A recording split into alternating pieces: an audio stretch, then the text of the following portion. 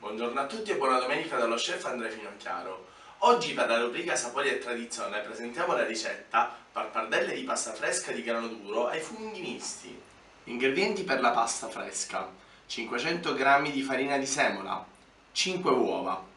Per il condimento: 350 g di funghi misti, uno spicchio d'aglio, prezzemolo, 50 g di parmigiano, olio extravergine d'oliva, sale e pepe. Impastiamo la nostra farina 00 con l'uovo.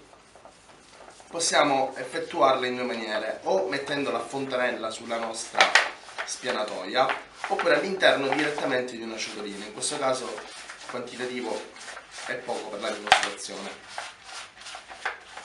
Impastiamo il tutto fino a renderla completamente omogenea.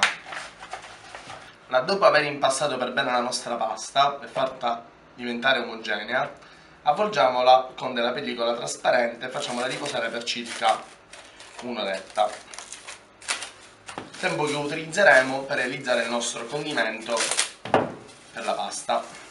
Aggiungiamo all'interno della nostra padella un filo d'olio extravergine d'oliva, il nostro aglio in camicia e lo facciamo rosolare.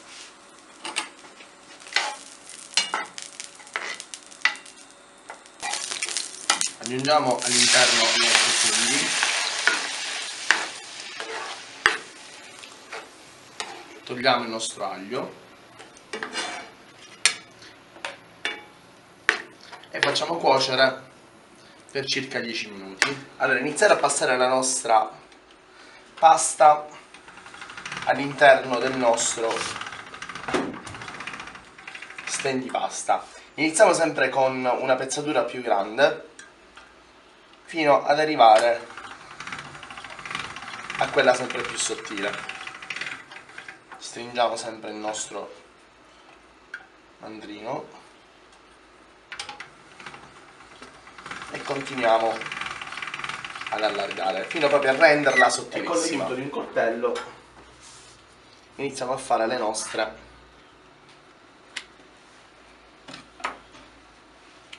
pappardelle.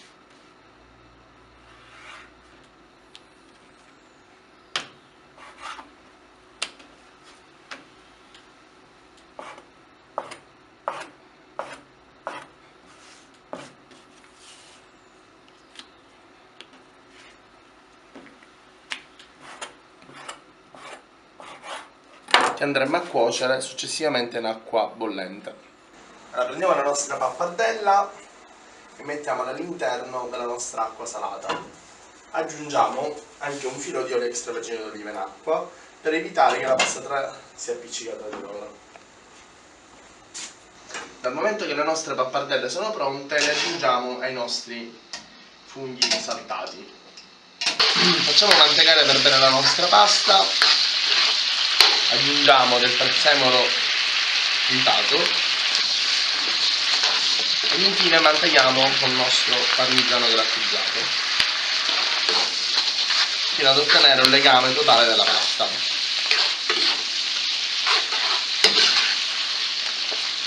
Procediamo adesso ad impiattare. Aggiungiamo la nostra pasta all'interno del nostro piatto, aggiungiamo anche i nostri funghi, il brodino legato,